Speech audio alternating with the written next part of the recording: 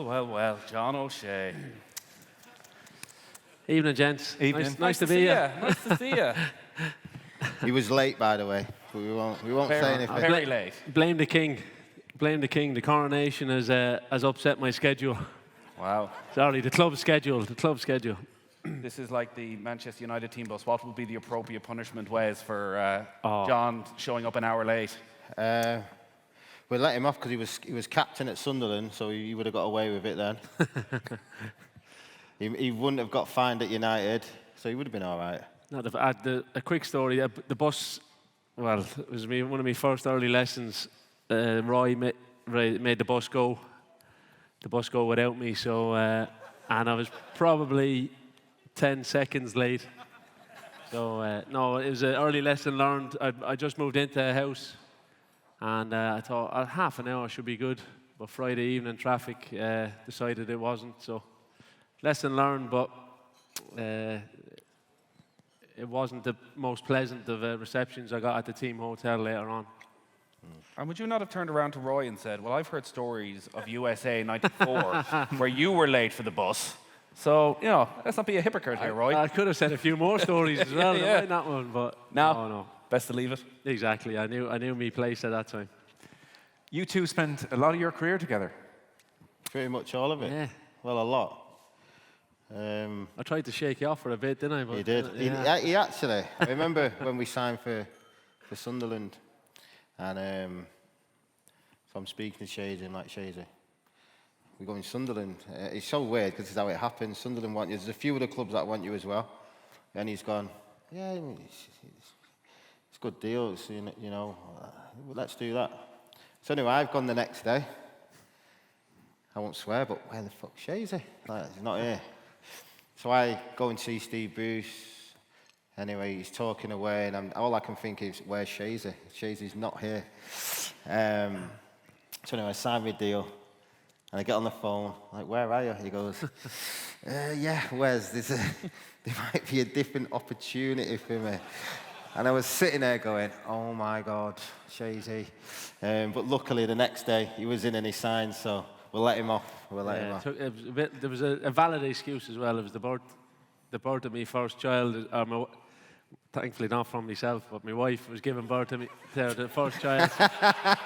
But Steve Bruce wasn't believing me either. Steve Bruce was like, John, what's going on? Who else are you talking to? And I'm like, no, look, I'm on the way up, don't worry. Yeah. And you two would you have seen yourself in competition sometimes for the same full-back spot? So still good buddies during those periods as well? Yeah, luckily Shazy could play on the left as well, so it sort of worked out for me. But yeah, I mean, listen, I think when you come for the youth team, you're just happy to get on the pitch, if that makes sense. And when you get to a certain age and, you won't be playing every week in, week out, but you have to be playing well. That's the sort of standard it was. And, there'd be times when I wasn't playing well, John would come in. But listen, John could play midfield, he'd go left wing, he'd go in net. Literally, yeah. Rarely. If you want him to make Figo, he'll make Figo. So, he could pretty much play anywhere, and that's the truth. Look, Wes just mentioned it there. The big thing was it was basically a squad of 22 internationals at different stages. So you knew the manager had the beauty of knowing, right, if this fella's not up to scratch, I have this fella chomping at the bit to get in, and if he performs, he stays in the team. And he kind of almost used that carrot of if you performed and stay performing, you kind of stayed in, literally. And I think almost towards the end of the season, he almost not picked the team on. He was picking the team on form, obviously, but if you'd been fit for most of the season, you almost got the nod as well, if you know what I mean, too. Okay. So there was a bit of loyalty in that sense as well. Okay. To maybe pick our way through your careers, this is a real sign of the times question, but Wes, when you broke into the first team, you were still getting the bus to training. Correct, yeah. I mean, don't get me wrong. I started probably training with the first team at 17. So that was 97, 98.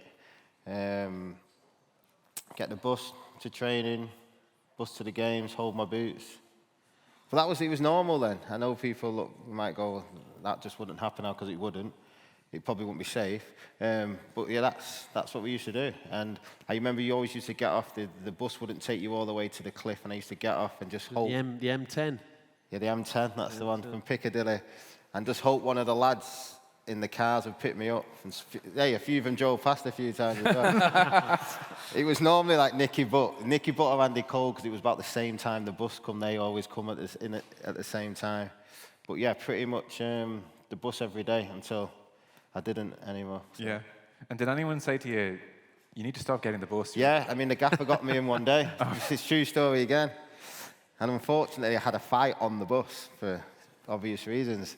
But the gaffer, for some reason, didn't know I got the bus, for whatever reason. And he said, what the hell are you doing getting the bus? Like, what's going on? Stop getting the bus when you're going out. I was like, I wasn't out, I was coming to training. And he's like, what do you mean? I said, well, I get the bus. And he goes, what are you getting the bus for? Get a taxi. And I said, I would get a taxi, but I can't afford a taxi. And I remember going through how much everything was. And I think at the time I was on about £250 a week, and I'd have no money left if I got a taxi. So anyway, I got out of the fight because he was just looking up in the air thinking, Jesus, okay, we'll get you a new contract. And that's pretty much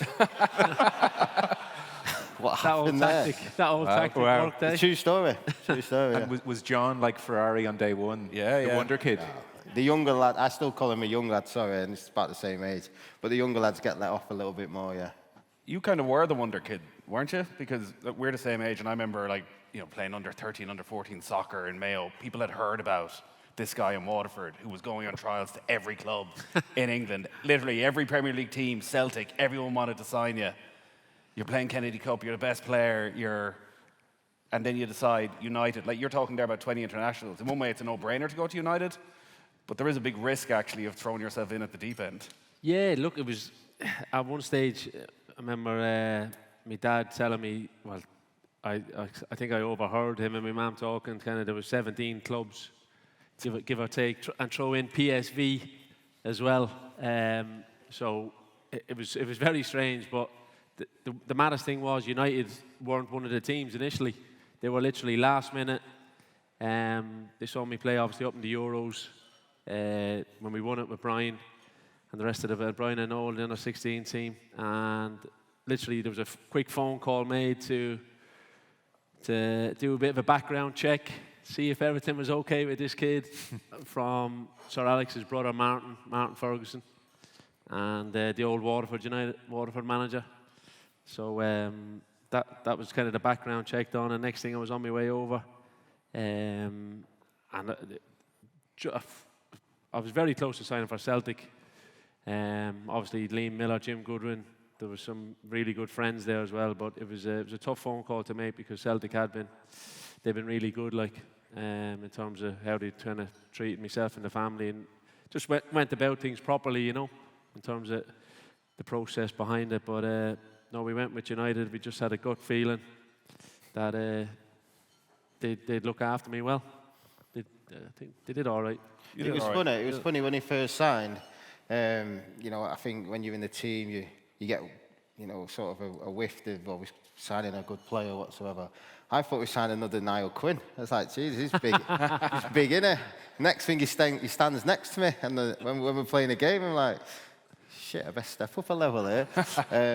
But I shaded you straight away. Just fit in straight away. There was no problems. Yeah. That's the beauty of, as well as the tradition, kind of the younger players or the youth team, the setup that Wes would have had us, obviously, with the Nevs and Nicky Butt and that. But for me, seeing him, I remember the first year I joined, I think it was the treble season, and obviously this fella starting to make waves. He's obviously made, I think, was your home league debut against Wimbledon? That was the season before. Well, season before, right? So that sort of just shows you he was ahead of himself. So to have him, to see what he was doing and to see the standard he was setting in training, to think, okay, that's the level I have to get to. So it was that was a challenge. Wes, what was it like being around that 99? yeah, it was good. I mean, I didn't pay for anything for a while, so it was pretty good. But I honestly thought after that, when I look back, I should have took it in a lot more. I mean, that was my first full season. And you just take it for granted. You think I honestly thought it'd be like that every single year. And that's what you do, though, because listen, I was 19, just turned 19. But what a great squad, great bunch of lads. You know, you can learn a lot from them sort of players as you're growing up. You know, you take a lot in, and a lot of it's fighting spirit. There was times when we didn't play well, but we'd battle on. You know, and then one of the lads with the quality, I used to say, you know, the top players would produce on it, and so we just kept on going throughout, and it was a, you know, sort of, if I look back now, it was spectacular, to be fair, because there wasn't that many in the squad as there probably is now, and you know, people were playing it half injured and just getting on with it, suspensions, and it was a great time to be at the club.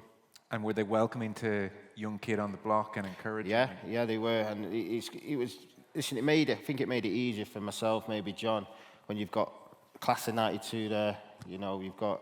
They've all pretty much lived in Manchester throughout their lives, and. Did you have any initiation? Yeah, I did. Yeah, fucking hell. Go on. So initiations. I don't know if you still have. When a new guy comes to work or new girl comes to work, you have to do initiation. They don't do that anywhere else but football. In the real world, that doesn't happen. It happens in the army, doesn't it? I've been told. I don't know. But yeah, there was only 6 in our year, so I had to do 3, which was terrible. I don't even know what to say. So one was funny movements. I mean, first of all, you have to explain. I have to sort of give the detail. You're at the cliff in a small changing room. You've got the whole first team sitting around. And some of them you've never spoke to, by the way. And then David, May and Giggsy will get up and go, right, pretend it's Christmas Day. And you're opening your present and you get a skateboard. And pretend, you know, you've got to be excited, give your mum and dad a kiss and get on it, do a few flips. And I mean, it gets a little, some of the lads did worse, but luckily I had to do that. I had to sing a song, that was pretty easy. No. No, you best not. And that was it, so that was my 3. Okay. A few of the lads got it a lot worse, by the way. Wasn't, I think it was in that Class of '92 documentary, wasn't Scholes put in a tumble dryer? I think it was turned on for a minute. Maybe. So you dodged a bullet, maybe. Maybe. I don't know what Shazer did. I was, I say fortunate. Did you have to chat up somebody? No. I had to kind of I won't say abuse a hero of mine, but we were out on a team night out for food and a few drinks, and next thing I thought I was after kind of getting away with it a little bit. And Nicky Butt once again, I said, and Giggsy, Shazy, you got to do a couple of your initiations tonight or whatever. You got to pick someone in the team and tell them how terrible their outfit is, and literally destroy their outfit. What did you say to Roy? No, I went for Buddy. Buddy, to be fair, there was always one or two of the lads that'd look out for you. So I was looking around, going, I can't help. How am I going to pick you? How can I destroy anyone? So Buddy was like, look, I'm used to a bit of grief. So I was able to pick on Buddy, but then Giggsy was like, right, you got to tell me you got to pick on who's your favourite or one of your idols type of things. I remember. Give him his faults. That was it. You have to say his faults. Yeah, his faults. So I'm like, oh my God. So I'm like, what he can do better in the game, basically. Laurent Blanc. I decide, right, I'm gonna go. I'm gonna go with Laurent. I think, like, what an absolute hero. So I go, Laurent. Obviously, what a player, but you know, it's. And to be fair, he was brilliant because he was almost at that time he knew his time at the club was kind of coming towards the end. So he was like in the gym nearly every day, concentrating on sit-ups. He said, I'm getting ready for Saint-Tropez for the beach. So that kind of gave me a little inkling to kind of go for him in that sense. So it was a good target to pick at the time. But one, I was thinking in my head, oh my God, what am I doing here? Trying to destroy a World Cup winner. But you know the best thing about it? Like sometimes as you're a kid, when you see your idols walking around and you're in this small space, you actually do not know what to say to them. Does that make sense? And once this is finished, the confidence in just saying, oh, you're right, Giggs, you're right, Bex, and then they have a chat with you, it's just immense. You know, everything goes. I can imagine, especially at a club like Manchester United. I mean, you're talking some of the most famous people in world football. A match that you were both on the pitch for, famous match, I know it didn't go the way United, but kind of one of these iconic matches, would be interested in your memories, is Real Madrid the night of the Ronaldo hat-trick. You both played. There was, you mentioned it, there was a certain nutmeg. I mean, Nutmeg, yeah. he still has nightmares about it. We can have a little... Yeah, so I believe. There he is. We'll get another look. We'll get another look. Oh, there you go. There you go. He just made it a bit too easy, didn't he? Just made it a bit too... I presume you didn't shout, Megs. I couldn't miss. Oh, no, that'd be far too disrespectful. No, I just kept it simple. No, I would never do that. No, I'd never do that. So you're playing right back, you're playing left back against the Madrid team that has Figo, Zidane, McManaman in behind Ronaldo at the absolute peak of his powers. Horrible it was. Yeah. Was it? Well, I was sort of marking Zidane, but wasn't marking Zidane. Because he sort of played just off the left. He drifted. But he was never a left winger. And if I remember rightly, I come off the game thinking it was like I wasn't there. And I didn't do anything wrong, but actually didn't do anything as well. And when I did get tight, Roberto Carlos would be sprinting past him. It was just a nightmare. It was like, didn't tackle him. I mean, I like to get tight and, be a little bit aggressive. And he was just flicking things off. And then I wouldn't do it one time and he'd get it and turn, through ball in, and you just be going, it's just absolutely no point of this at all. Yeah. But he was so clever. Listen, him and Scholes to me are very similar, how clever they are. Yeah. And the way they make space and create space for other people was just quality. And do you know what, it's funny you say this, I've actually looked back at old footage of him playing. He never gets tackled. So I thought, I'm okay then. So not as bad as I thought, but he rarely got tackled, like as in a really tough 50-50. He never got himself in them positions. John had Figo in his back pocket. Oh, Well, I don't know about that now. It's nice when you just show that clip and you don't show the rest of the game. But no, I think the thing for me was that night the manager spoke to us afterwards, because I think it was me, Wes, Rio, and Mikel Silvestre. And he was like, obviously we were early 20s, and he kind of said, look, that's the standard you have to get to if you want to be successful in Europe, how you maintain it, how you punish teams. And took us a few years, but most of us kind of got to that level, if you know what I mean, and maintained that level in terms of the latter stages of the Champions League. Well, it's funny, we'll talk about 08 in due course. That period, 04, 05, 06, so United were third, second in the league, and Mourinho was, at his peak and main man. Like, I vividly remember being at the Villarreal game the night United were knocked out of the group stages in 05, and there were sections of Old Trafford booing Ferguson. It was like then there were pieces in the paper like, has Ferguson lost it? Like, there's a dip, and certain players, new signings were being criticised. So be really curious, because we'll get on to the good times, but your memory of those few Yeah, I years? think that the thing for me was when you mentioned certain players, and obviously the manager getting a bit of stick, made me realise whether it was, I think it was Giggsy maybe at some point, getting a little bit of stick, and I'm thinking, oh my God, like if he's going to be getting stick, what could happen to the rest of us, if you know what I mean? And that kind of, it made everyone kind of at different stage. The manager we knew was rebuilding squads or trying to tweak things and regenerate a challenge, because obviously Chelsea came in and was a proper challenge, obviously.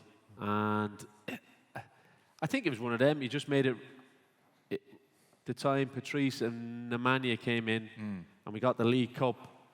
It just gave everyone again, and it made the manager kind of double down on the chance of, the hunger and appetite to realise these trophies don't come round every year. The challenge that you have every year to get these trophies back is proper. So it kind of made everyone, again, kind of, I suppose, get that belief, get that intensity back, wouldn't it? 100%. And I always used to think, listen, we're good. We've probably beat everybody except for this Chelsea team or Arsenal at the time. And I always remember thinking, listen, we're like one or two players away from being great. So I would probably say, just like Shazy, I was in the 99 squad, like 3 different squads, if you think of it like that. Yeah. Then that little period where we were still winning trophies, but we weren't pushing on. You wouldn't have thought we're going to do that well in the Champions League. Yeah. Does that make sense? But in the league, we can maybe push for that. But then when we get to like 07, sort of 08, then it's maybe time to challenge for that again. And then listen, as the season goes on, the more confidence you get, you know, I call the special players that are producing whenever needed. That's when you get that feeling again, like we can probably do everything. I think the big thing as well, the games, the 11v11s that we had in training, that's when you really knew we were on song, if you know what I mean. When those games really started to kind of come to the boil and tempers were flaring the odd time, the manager knew he had everyone just kind of cooking along nicely, so to speak, because he knew then, right, these lads are hungry again. That type of appetite is there to be the best again. You spoke there about the criticism, say Ferguson was getting, Giggs was getting, you're wondering, what about me? Like, what?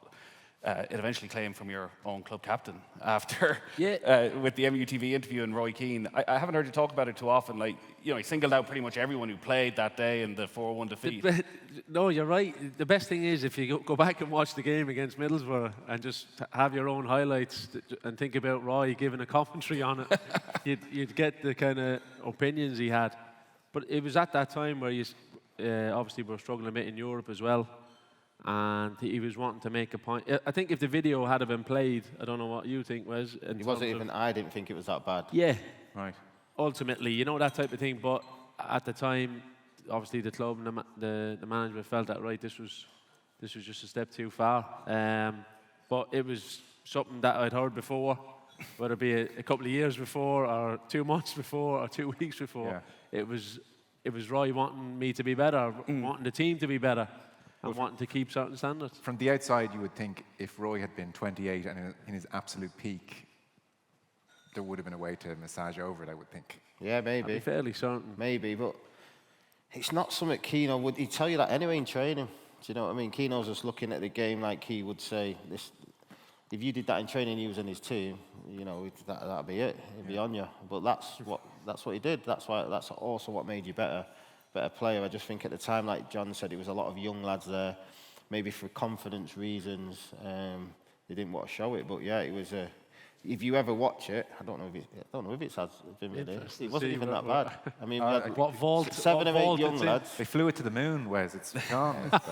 The fallout from it, obviously, Keane's exit sends like absolute shockwaves through football, and from the outside, you're looking at these two totemic figures of United success, warring parties. Keane leaves.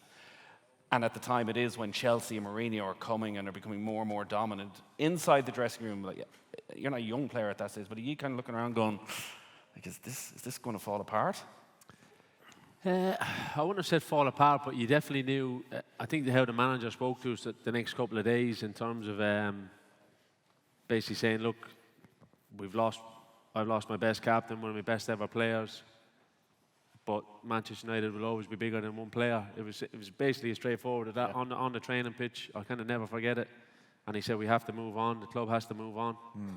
Let's get training type of thing. It was surreal, like, to kind of just move on. Bang. Yeah. Let's go. We're moving on. A question very few people could answer. You're one of the very few. Was Roy happier around Carrington and at Manchester United than the Roy you would see in Dublin? Oh. I was obviously only with him, say, the second time round, if you know what I mean. Sure. With the Irish team. Yeah.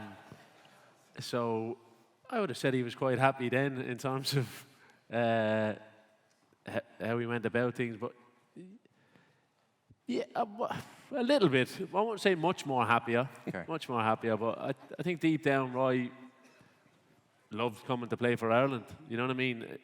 Growing up as a kid, that's what he wanted to do. So, no, I definitely think but he knew when he was in Manchester United that he was after getting to the standard. He was one of the best players in the world, and he was going to show why every day type of thing. So that's the kind of mentality he had. So that was definitely his manner, his patch, so to speak. But generally, most places were. Yeah. Wes, we were just chatting pre-show, and it's something we might chat about a bit later on as well. The effect that Ferguson's had on the game versus Pep has been a debate over the last couple of weeks. So the word is Ferguson did very, very little on the training ground. What define very little? He wouldn't do the coaching. Yeah. But obviously the coaching staff he got in knew exactly what he wanted.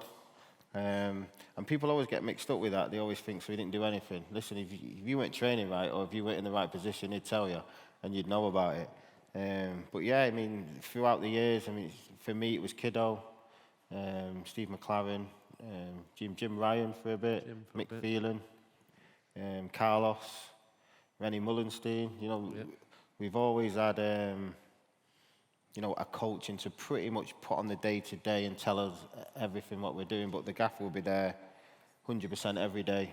So he was at every session? Oh, 100%, yeah. Okay. Basically telling you that's right or that's not right. But, you know, the gaffer didn't take many actual training sessions, as in put them on and do them himself. He took a couple out in Dubai, do you remember? He took a couple in Dubai.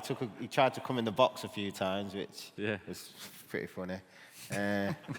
Well, you know the box, you know the circle game. I don't know if you've ever played the circle. He'd sort of do it warming up. He'd lose the ball every time, but never go in. Never go in, yeah. It's like, he'd just look at you and go on. And when you say there, the coaches he would bring in would respond to what he wanted. So, you know, you look at that period when Carlos Queiroz comes in and there's a move towards maybe bringing Varane and 3 in midfield. Do you think that was Ferguson's decision, or was he listening to his assistants, his coaches, and... What was the first bit, sorry?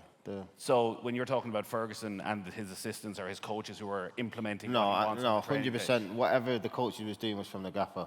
Obviously, they all would have had a chat, but, you know, 100% the last word would have been the gaffer, and that's what he wants you to do. I'll give you an example. Like Probably a bit of it was Europe, wasn't it? Europe was a little bit different. I mean, in Europe, the gaffer was listen, man management, the best you've ever seen. Yeah. But for instance, he knew exactly what was happening. And for instance, for the semi-final in 08, it was my sort of job to mark Messi. Now, if you ever watched the first 30 seconds, don't ask me where I was, because I don't know. At Old Trafford. Sorry, the second leg at Old Trafford. But ultimately, you know, you're listening to the manager. He's telling you what's happening. And pretty much all the players will understand that as well. Do you know what I mean? So, like, you know, for instance, after the treble, which was, you know, 4-4-2, all about that wing play and York and Cole up front, and then Varane was bought and it was more 3 midfield and Van Nistelrooy. I always wondered, was Ferguson driving that, or was Queiroz saying this is the way it's going, or what was your sense? I think the options were there. You know, when you play European teams, they do play a little bit different. You know, they like packing the midfield a bit, taking control of the game. So at a certain point, you've got to counter that. You can't just go your old-fashioned ways, and if if it's working, you could try it at the beginning, but we sometimes would change, to try and take control of the game. To get back on track, so we were touched on 05 there around the time Keane's exit. There is an amazing goal. So there wasn't just nutmegs that this man could do. He was chipping keepers. He was doing his thing. Now, it's overshadowed by a little kerfuffle in the tunnel, unfortunately. But Big Wes Brown. Wes on the scene. Big bad Wesley. He didn't score that often. It was against Arsenal. That is the most Irish man celebration there has ever been. You're thinking about giving the Canton a flick, and then you realise, you know, the lads at home will hammer me if I do that. The problem was the cameraman. My arms were out. The cameraman was in total shock. He was like panning in on my face, and my arms were out like that. But definitely, the amount of abuse I got for the celebration and for getting the goal. But no, it was a nice way to finish that game, because it was obviously iconic for the reasons beforehand. We were never losing that game after that at the beginning. Yeah. Where are you two when that's kicking off? Just at the back, I was like, let's do this now. Yeah.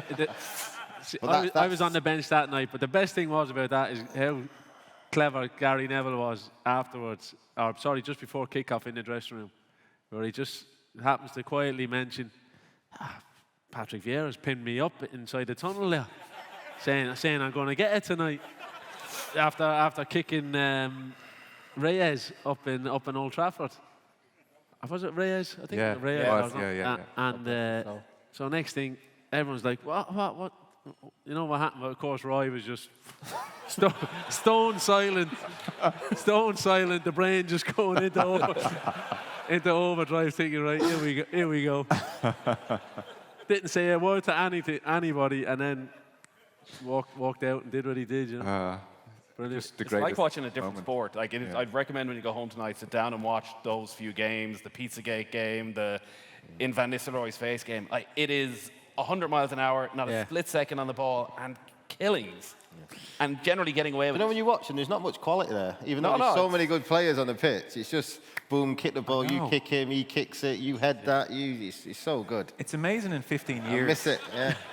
It is amazing. You think football doesn't change, and then you watch a game from just 10, 12 years ago, and it's, as Nathan says, different sport. Yeah. At different stages, the refs obviously, they were under a lot more pressure for those games as well to just try and let it go as best they could, because there was so much stop-start, and that almost gave the players a bit more of a license to go, right. And first tackle, first 20 minutes you could do what you wanted, basically. Yeah. And how often did you see a player say, "It's my first tackle"?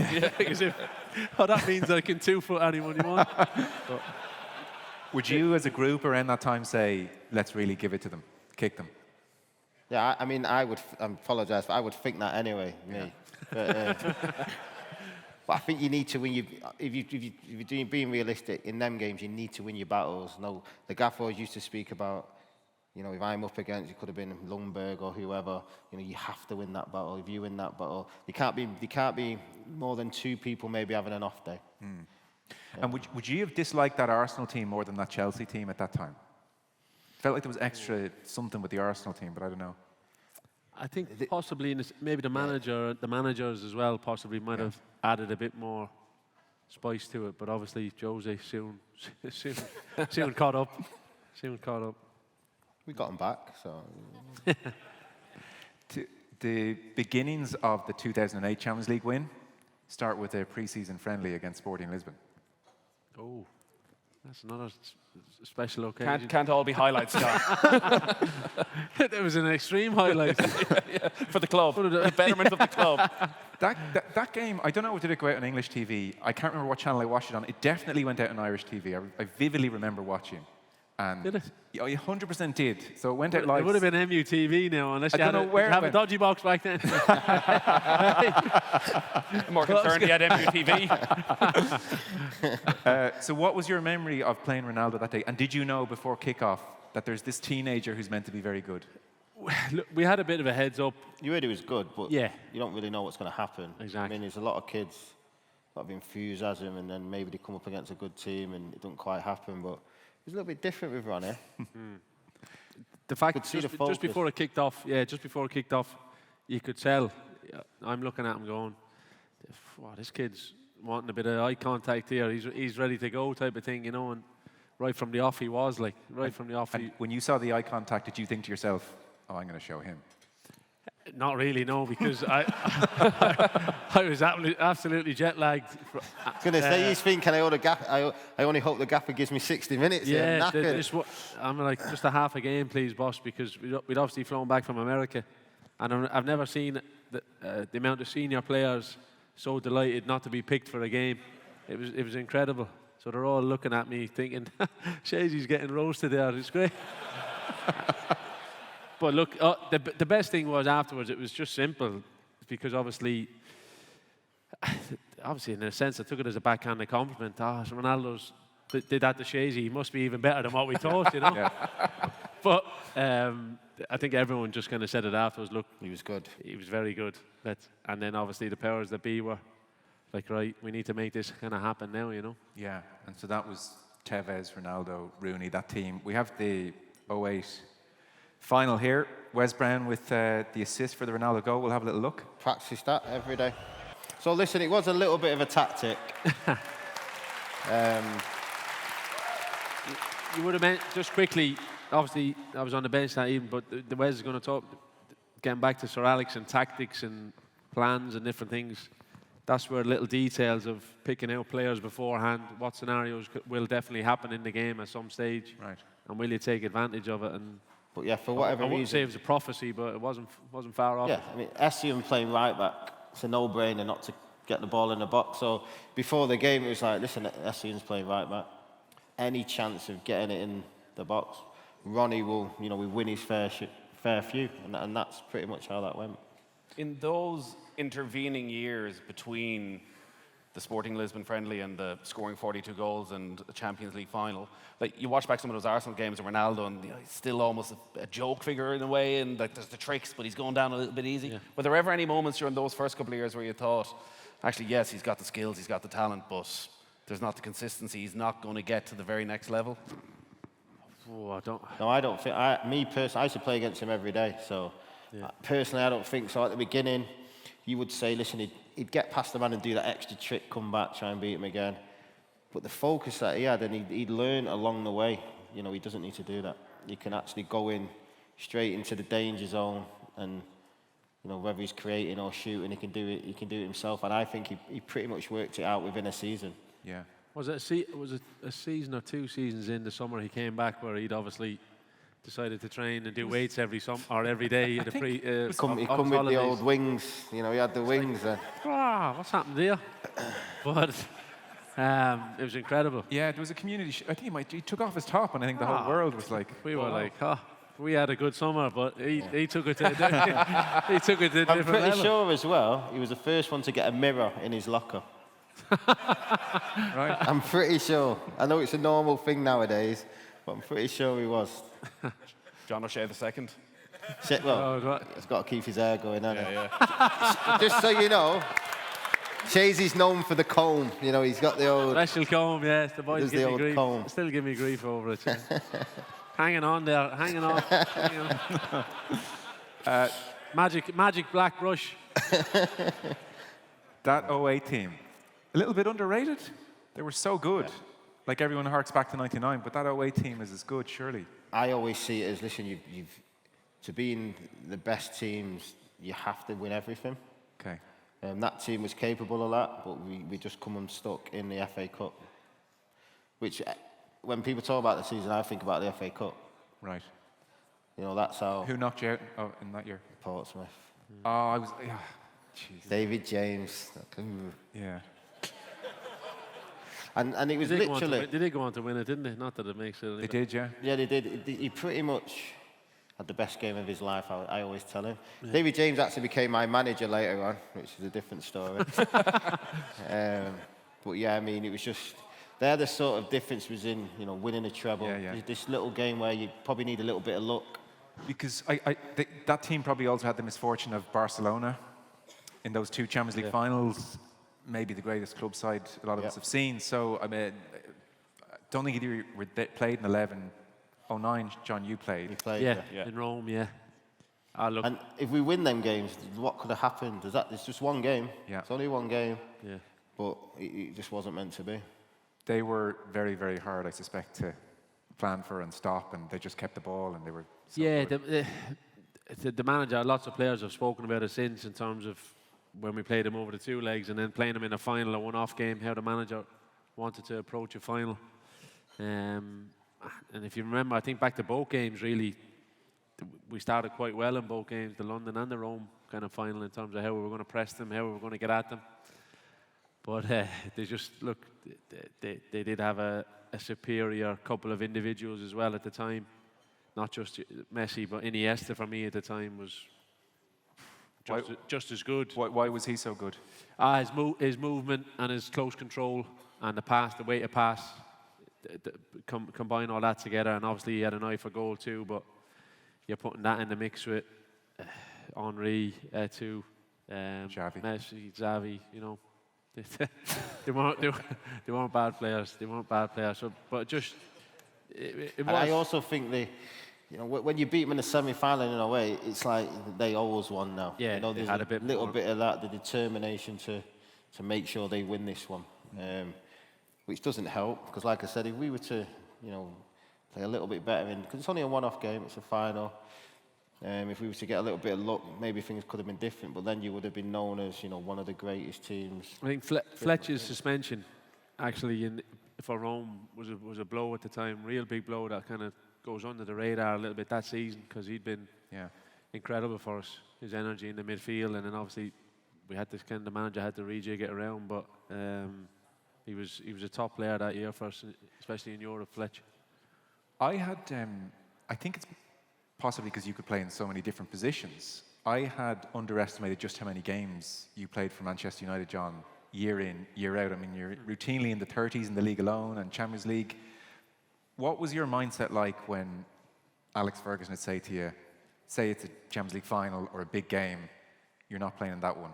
Were you like, spit the dummy out, argue your case, or what was your mindset? Depending on how well I'd been playing or if I had been involved or in the team as such.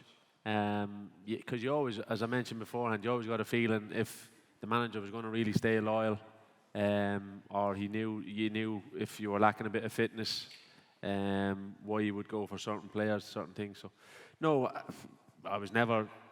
There were obviously frank conversations with the manager, but generally once he had uttered the first sentence of "you're not playing" or "you're not," it was he didn't change his mind too often, if ever. So you just had to kind of put your case across as best you could, but ultimately I had to accept the decision. You know what I mean? But as he said to me the day I was kind of in the office when I was leaving, that he kind of, you played plenty of big games. You did all right, you know. So for sure, it was good. What do you think made Ferguson great?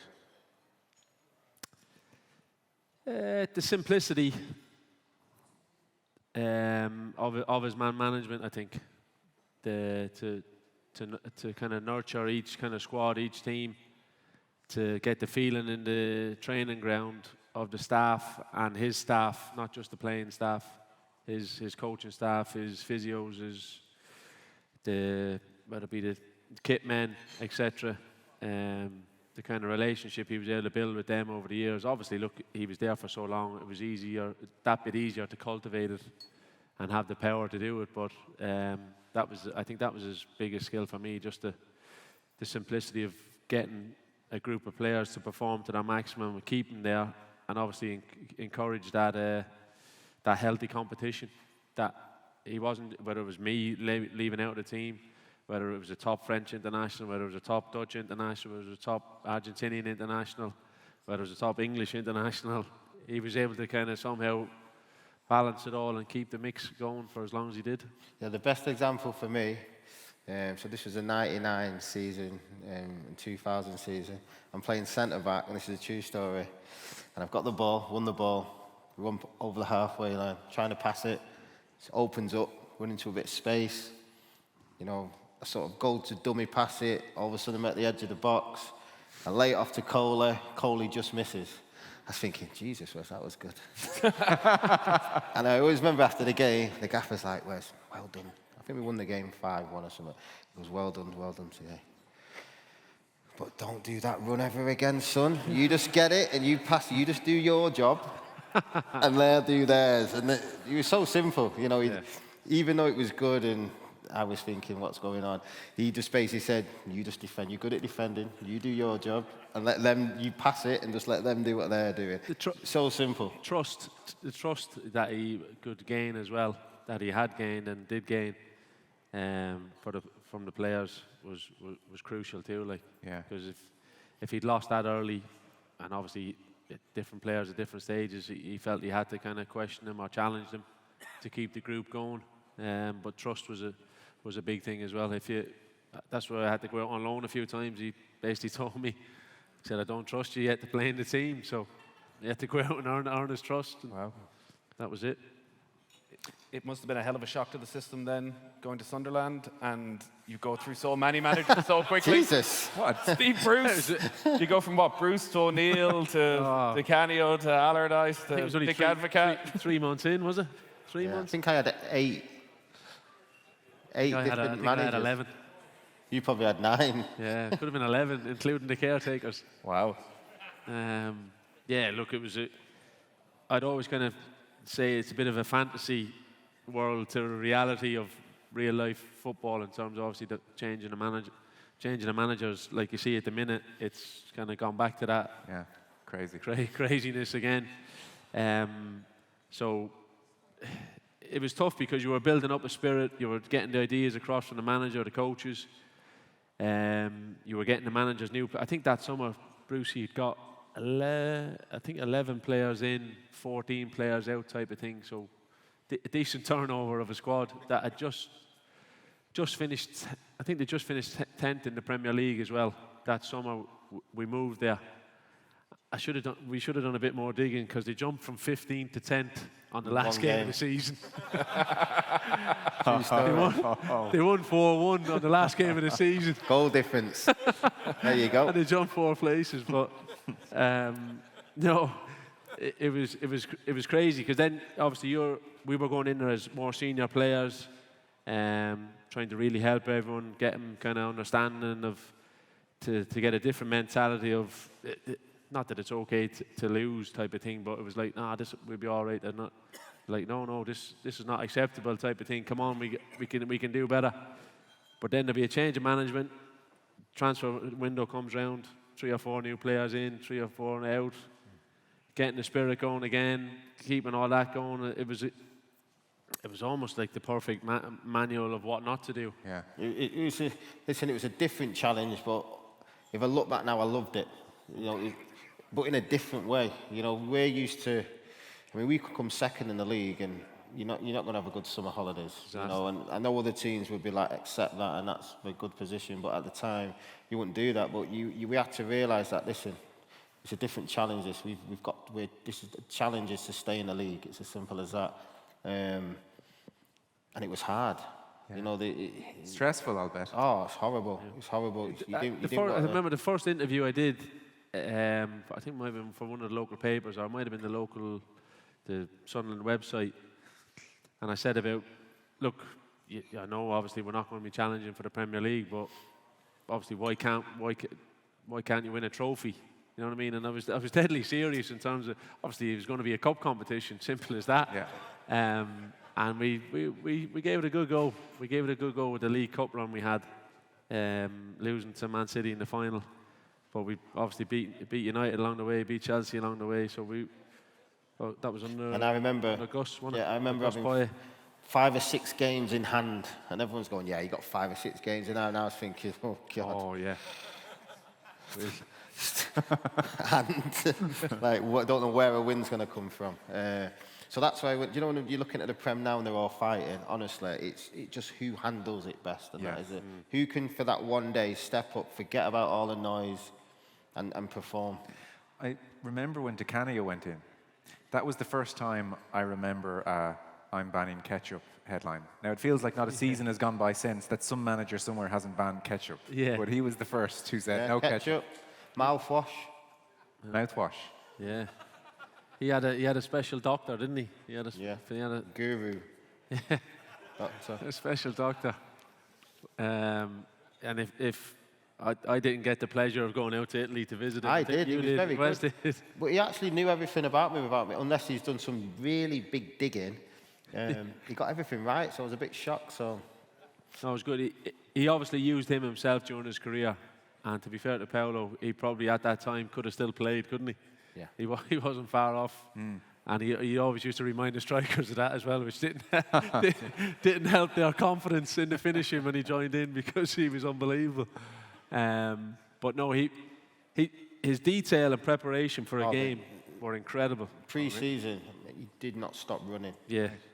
It was horrible. But He said, we're going to get you the fittest you've ever been type of thing. But his actual detail of those last 8 games, the preparation we had, like everyone knew if you were a sub as well before, or one of the younger lads came on. I remember Bale scored. We'd stayed up, but it was the last game of the season away at Spurs, and we'd done all the tactics on Tottenham. Bale obviously keep him on his right foot, and this poor young lad came on. I can't think of his name now, but he just let Bale literally for half a yard step in on his left foot. I think they beat us 1-0, 1-0 or 2-1. But he was like fuming afterwards. And we'd stayed up, obviously, as well. It should have been a bit more, but he was like, these were the details. And his little folders after a game, he'd do a review, and you'd come into the team meeting, and you'd literally know who was going to be picked on, in terms of, because whoever his assistant was at the time would leave the laptop open and the screen would be on, and the folder would be in the corner, so it could be Brown, O'Shea, or Wickham, whatever player was going to be getting it that day, you knew. So he had some interesting ideas. I think if he had been a bit calmer in his approach at different stages, he would have been really good. And it's as simple as he stopped us shaking hands with one of the stewards at the stadium on a match day, walking in, a man who'd worked there all his life. He's kind of said, no, this will distract the players. You know, you're not to shake their hand, and you're kind of like, oh, I don't know. Okay. I do remember once. So me and a few of the lads, we found a picture of Shazy playing against Canio. Oh, obviously. So we photocopied 50, stuck them all around the training ground. He wasn't too happy, I can tell you. True story. I think he actually said, who did this? And I sort of went. Luckily, he didn't say anything. He didn't say much to me and Shady. It's weird when you get to a senior level, you need your sort of senior players on your side. And it was only a joke, but I don't think he took it as a joke. Like, no. Geez, appearances can be deceptive. I would not have thought he'd be detail-oriented at all. I thought he'd just be passion and do your thing. No, he had that as well, but I think it was that time when he'd learned when he's got his pro license from the Italian FA. I think Conte would have been quite similar in terms of the approach. You're doing training unopposed. It's just he's got basically mannequins put out on the pitch, and you're doubled up 20 players in 4 centre-backs, whatever, 4 midfielders, all kind of shadowing each other. He'd blow the whistle. If the ball's here, where should you be? Blow the whistle, boom, off you go. Okay. So there was, it took a while to get used to, but you definitely knew beforehand where you should be, what you should be doing, and that type of thing. So interesting. The detail was very good. Do you two see each other much now? As a final question, your whole careers together? Yeah, I mean, he's got a job every day now, so we don't see him all the time. But we're still in a group chat. Oh yeah, who's in the group chat? Oh, Shazy, go. There's a couple. There's about 14 of them. Chat. Oh. Yeah, I mean, there's a mixture, a good mixture, isn't there? There is a mixture, isn't there? Good mixture. You still want to know, don't you? Oh no, it's fine, it's fine. And Wes, were you interested in coaching? No, I mean, I actually took I'm trying to. Oh, yeah. It's funny, I won't say who, but a few people have asked me to come in maybe and do a little bit and see if you like it or not, but I've not really gone down that sort of road. I think you have to be really dedicated to it. And it's something, you want to eat, sleep, drink. And at this moment, it's not really like that, so. Very good. You two are staying with us, and we're going to bring Graeme back on, but can we give a round of applause? That was great. Wes Brown, John O'Shea, everyone.